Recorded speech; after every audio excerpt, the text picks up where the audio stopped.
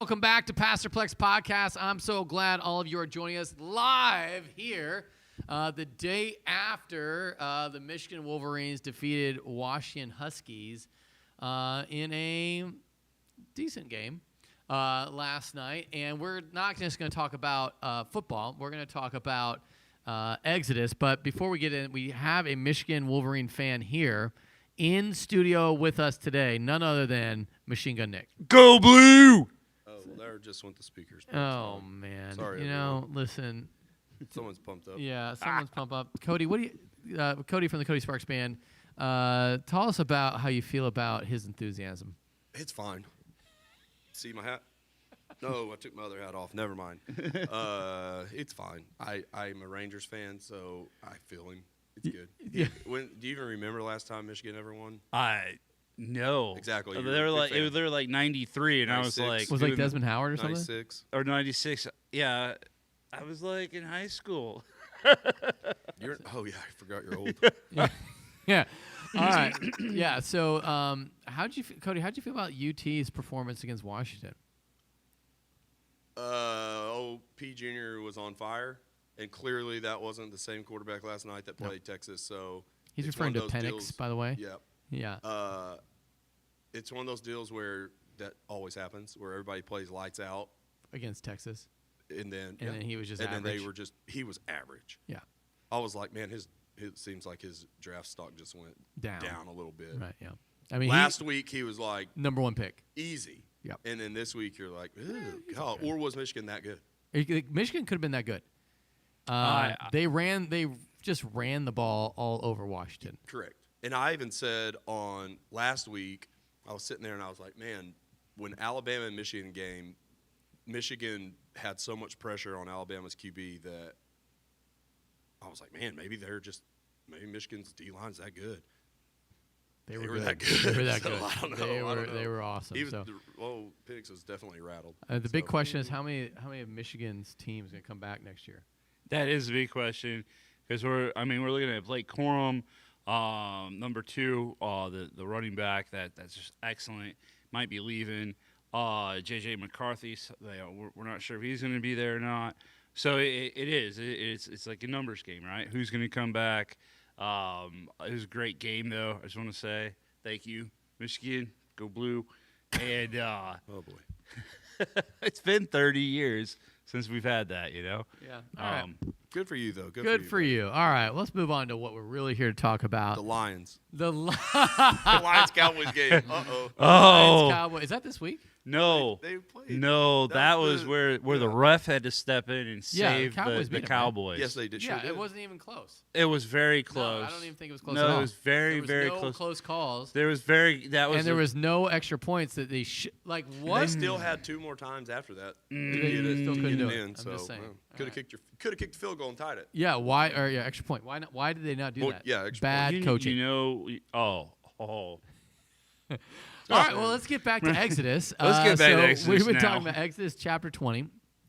Super excited for you guys joining us on this. When Sam preached a couple weeks ago, we talked about the first 4 laws. You had, you shall have no other gods before me.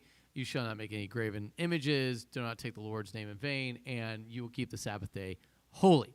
Then, those are the sort of the first tablet. Second tablet is going to be honor your father and mother. Don't murder. Don't commit adultery, don't steal, don't commit perjury, and don't covet. And so those are the big 6 on the second tablet. And so I really wanted us to kind of walk through those and just ask Nick, did you learn anything from this past Sunday about honoring your father and mother?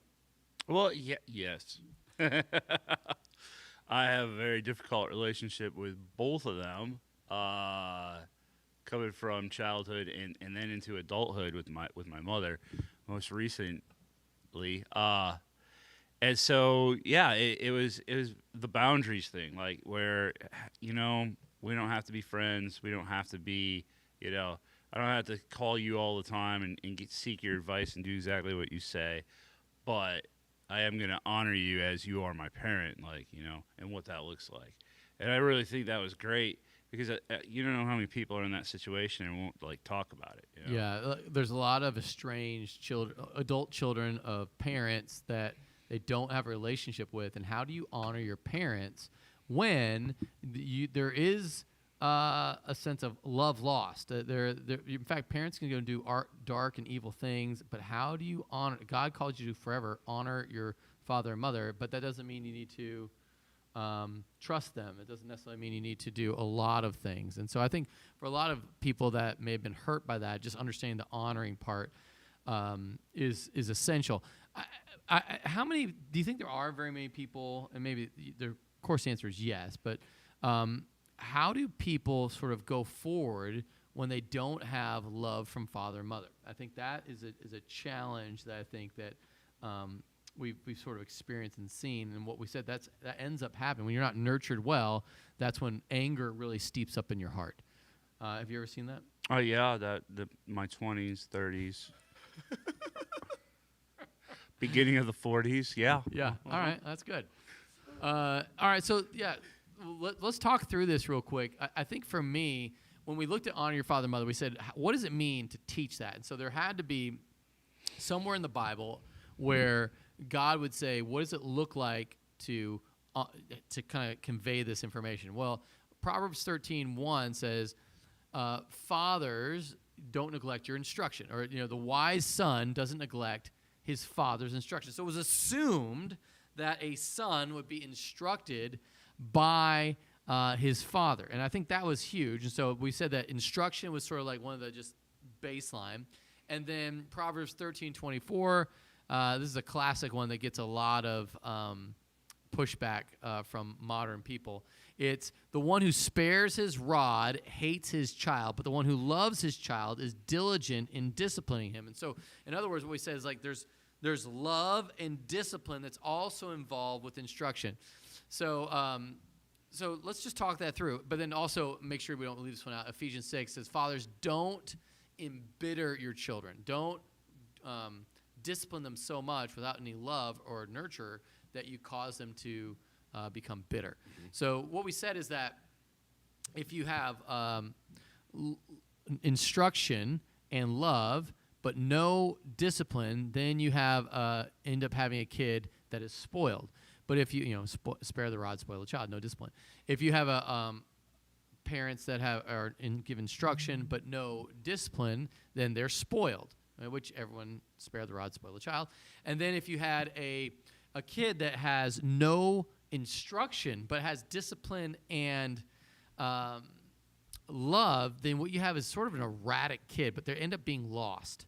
And they're always trying to find themselves, and that's probably why whenever they get married, they're just struggling to kind of direct family, or even when they are married, they're struggling to kind of go anywhere. And so that's super hard. So for me, I think the one thing, my dad sort of was out of the picture really from 13 on, and so I'd say that would be where like the discipline was lacking. So I have a tendency to be spoiled. It's kind of where I go. And for a long time, I would do things and not think about how my actions would impact others, and I had to be reparented in a way, which was by God to kind of help me overcome that. My mom could tell you I was really spoiled. Adrian could probably tell you I was really spoiled, and I had to overcome a lot of that. So for you, which one were you? Was it the love that you were missing? A lot of that, yeah. Yeah, and so that led you to anger. Mm-hmm. Cody, what about you? I feel like I was disciplined, but there was a lack of it, Mm-hmm. and there was a lack of communication. Yeah. So getting disciplined and then the lack of Why? talking about it afterwards was probably important that I missed out on a little bit. Yeah. But then some instances it was there. Yeah. With my mom. With my dad, it was more like get a whooping, or I'd do something wrong or bad, and there was like the disappointment was so like overpowering on me that we didn't speak, because you could just feel like he was so disappointed, like we're just not going to talk. Oh, and that wow. was big for me. Yeah, that yeah. would help me. That was like a big thing where So with communication, instruction, the instruction. That's part. exactly right. Oh wow, Yeah. that's wild. So for me with Conway, I've been very like, you're in trouble, you get a whooping or what, but also, hey, this is why. Right. And I love you. And you, over Christmas, when we were at Christmas vacation, it was later in the night, and him and his cousin were playing, running down the hall, and it was time for bed. And we went to the room, And he went back out there and ran down the hall again. But we were like, hey, this time that's enough. No more. It's time to go to bed. And he got out of bed and went to the door. And I was like, hey, I got up. And I was like, hey, if you open that door, I'm like, look at me in the eyes. If you go and open that door and you go in that hallway, you're getting a spanking. Like, this is going to happen. Yeah. Like, if you do that. And he just, like, reached at the door, opened it, and, like, walked out. And I'm like, you did this. It's so It's horrible. Well, kids just do that. They do. They And do. It's that just a is test. so. And he Conway's lost. 3, right? Yeah. So he's learning, and that's all part of it. In fact, yeah, I think with as the kids get older, you're having to really bring more understanding, more communication. It moves from high control to more coaching. At the same time, discipline has got to be a part of it. And boy, that is just such a hard thing to do. It is, because I felt bad. Like, I was, like, sad, and I Right. was like, I don't feel bad disciplining him, but I'm like, I felt bad because I'm like, you literally made this decision. Like, you are the one that went out there. Yeah. And Aaron's like, make sure you talk to him because you didn't communicate when you were a kid. And I was like, oh, I'm okay. I just feel bad because he wanted to do that, knowing what was going to happen. Right. And I hug him, love you. Yeah. This is why that happened, because we told you no and you did it anyways. Right. So 3s are fun. Yeah. They just keep getting better and better. Better and better. Yeah, I think that is true. And yeah, I think discipline and love and instruction are so essential. And recently I talked to somebody, and they got partial pieces. And so what ends up happening is they have a lot of anger issues, they have a lot of lying issues, and they have a lot of lust issues. And they're like, well, which one was it? And it might have been like all 3 were sort of jacked up. You get a little bit of this, You get a little bit of this, you get a little bit of that. But I think those are the components that you want to parent. As parents, it's when you sort of read that or see that, you're just, sometimes there's a feeling like there is no way I'm going to be able to do this well. And I'm afraid I'm going to leave my kid scarred or messed up. And I think the reality is that God is sovereign. He knew what parents to put children with, and so that's not a mistake. What we can sort of think of is like, we can kind of, as parents, we can go victims. I'm just victims of my kid. My kid won't do what I want him to do. Or on the flip side, we can kind of go over the top. I'm going to make sure, and I'm going to do everything perfect. And then you get shocked when your kid rebels later on. And I think that's super hard. I think in the 80s, 90s time frame for Christian parents was tough. And I think that those times are coming back again, which is sort of wild. Is that like the high control parenting was totally in vogue. And then you just saw the purity culture, and then that kind of created I'm not thumbs down on purity culture, but I think some of the things that happened through that were not good. No. Like it caused huge rebellion because the end state goal was not communication, instruction, love, and discipline. The end state goal was just have the image that looks like this on the outside, and once you did that, you were good. And so everyone would lie, cheat, steal, murder, whatever, just to have the image of looking like what it was to be a Christian. I think that's what was super hard in that time frame. What exactly was purity? If you haven't had your purity ring thrown at you by your mother because she thought you lost your virginity, you haven't lived yet. Yeah, explain purity culture. What especially as is one that purity you kind of grew ring? up in. I Oh, kind of missed it because my parents were not into Yeah. purity culture, but So it was like sex can wait. You pledged like your virginity to God.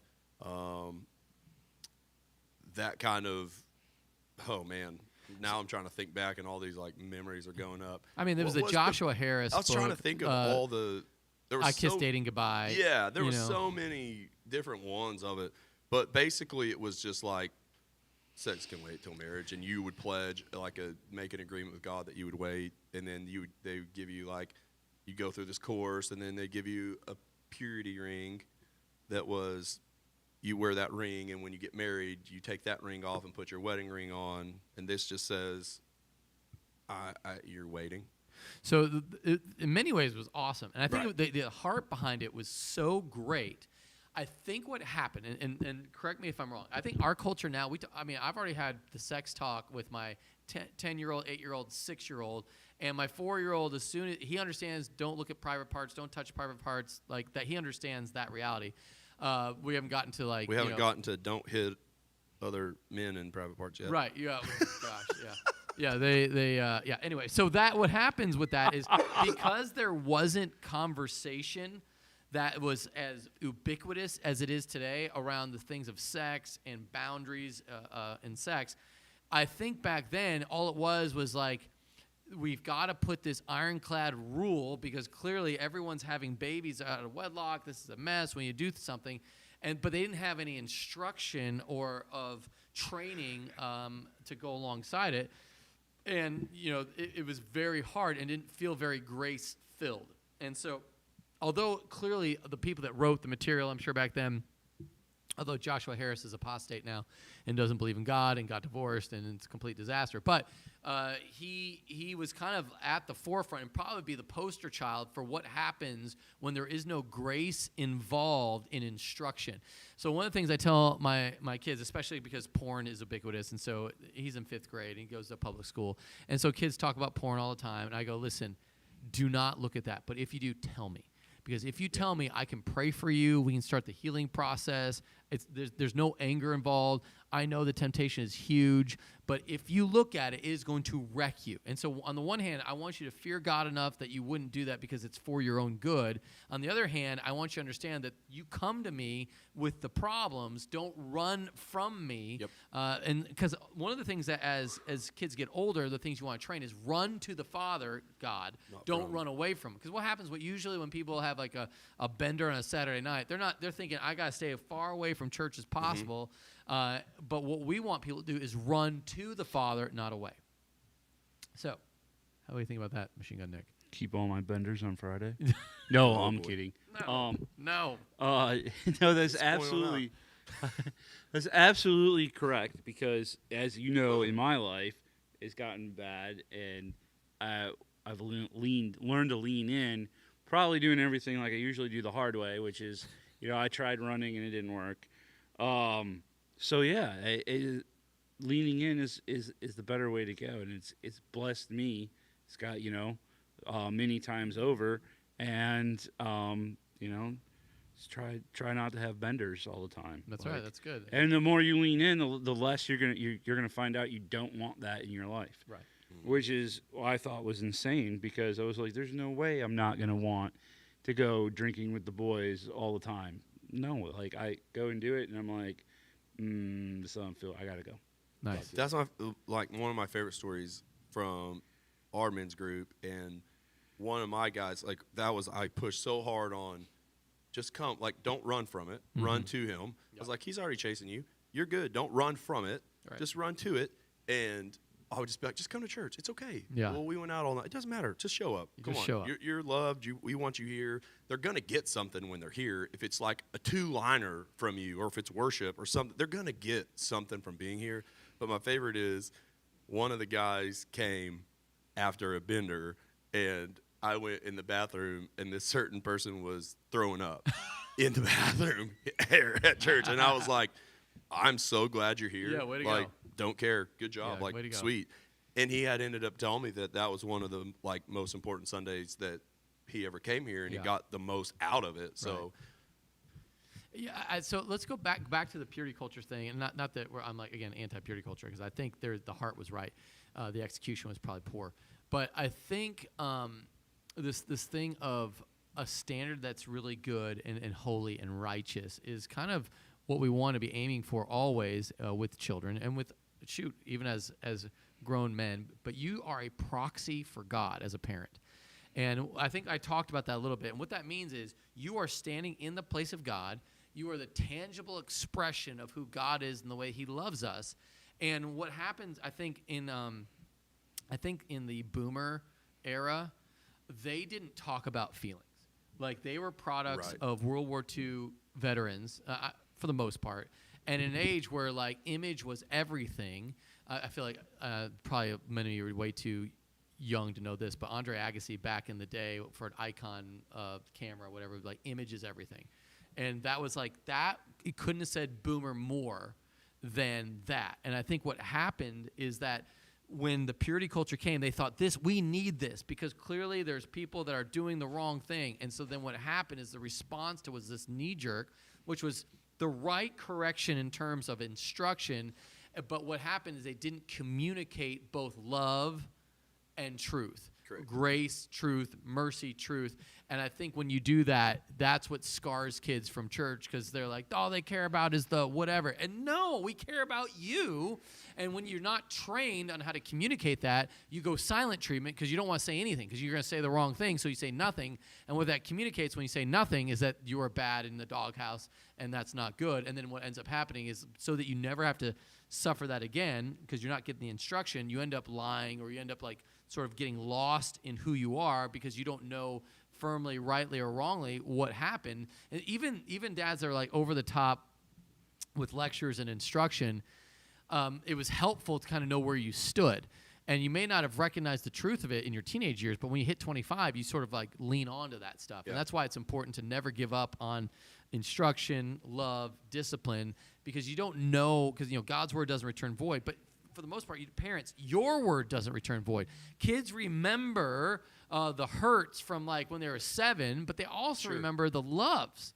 And I think that's where I think for me, I can remember my mom's super encouragement. She's always telling me I'm great. She's at sports games, frustrated that the coach wasn't letting me play, but thinking I was awesome. That was really helpful for me as a kid. I'm sure there was positive things that your parents did. Yeah, I have both. That were also influential. What were some of those? One thing, like my dad and my parents, big fans, like of my sports career, music career, all that, always number one fans. And I loved it. And my dad was always honest about things. But I could tell that my dad was very, very, very proud. Right. In the way that he would talk about me. I would hear things and this, even in the moments where he would be mad at me for doing something or being upset, that didn't take away the fact that he was still proud of me. There was disappointment in certain actions that I did, where I could tell probably as a father you would be disappointed in your kid. Yeah. But I knew that he loved me, and I knew even though the lack of communication was there, it took me until I was 32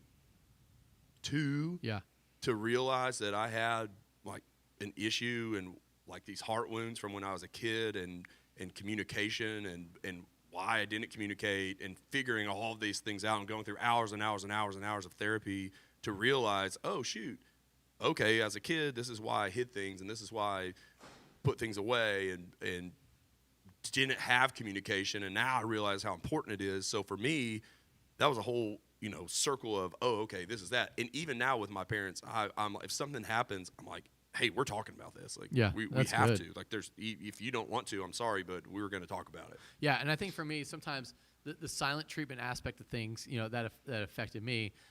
My natural desire with Adrian or even the boys is to like, oh, I'm going to make sure you know how bad you did by not talking to you, or pretend how much this didn't affect me. And I have to intentionally overcome that desire to punish through silence to then go, I'm going to talk about what I'm feeling and why that hurt. And that becomes the greatest blessing. Yep. And then you're then it's all out in the open and you can deal with it. And I think what happens for a lot of people that sort of like don't want to deal with issues, it probably came from childhood that now they don't know how to deal with issues with their spouse. They don't know how to deal with issues with their kids. Accurate. And then they just sort of repeat the issues over and over again for generations. That's 100% accurate. How you feel about that, Machine Gun Nick? That's probably a lot better than some of the fights I've been in marriages. I had a different approach, not really proud of. I'm not really great at silent treatment. I'll just let you know what's on my mind in a non-constructive manner, if you will. I don't know. It's not good. Not good. So if you were parented wrong and if you've parented poorly, I think this is the part where you got to understand grace. Yep. And so, with Machine Gun Nick, with your parents, one of the most important things you can do is forgive them and then honor them, which is sort of a wild thought. As you as you have shared with me, like just kind of the hurt that you've had, it's still important to honor your mother and father in the way that you talk about them, in the way that you, especially with your kids.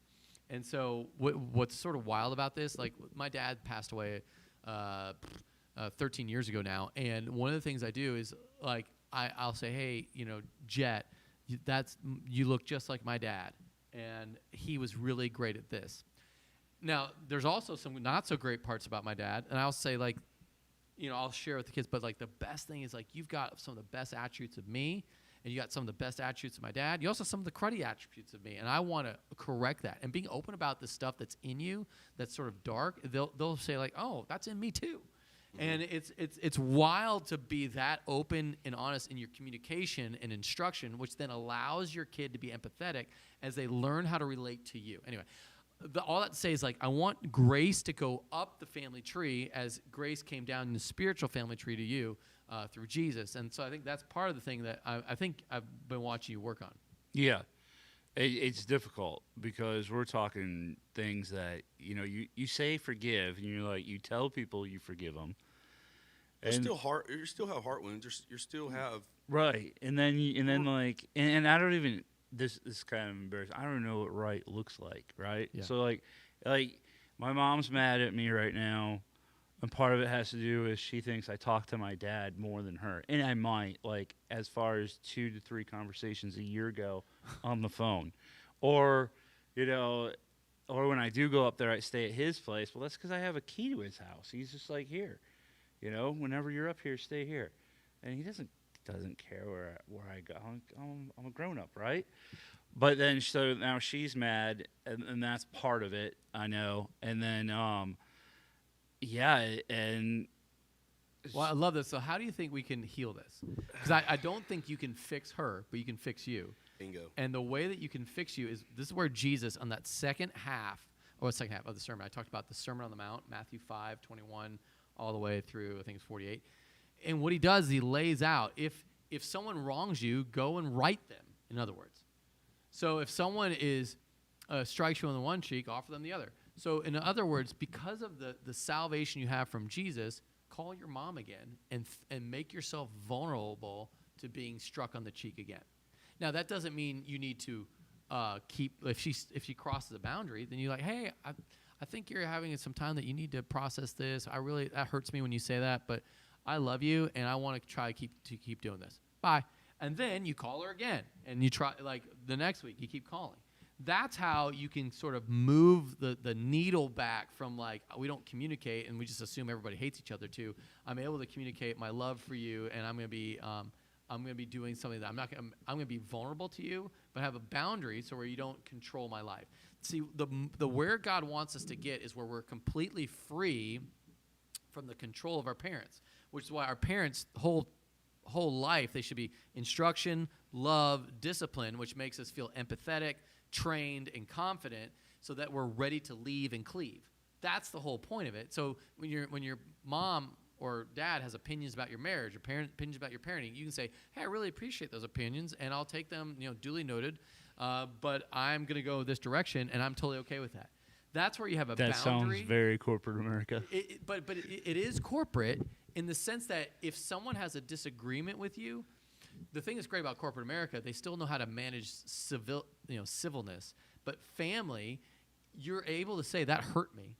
You're able to say that wounded me. In fact, that's probably the best place you should go. But if you can't get to that place yet where you can say, like, it hurt me when you did this thing, then you need to start with, like, being civil. And then you move from civil to being familial. Mm-hmm. I think that's what's super hard about that. It is hard because, there's what my family trained me to do, which is basically cut you off when I don't like what you're saying. The ultimate silent treatment. Yep.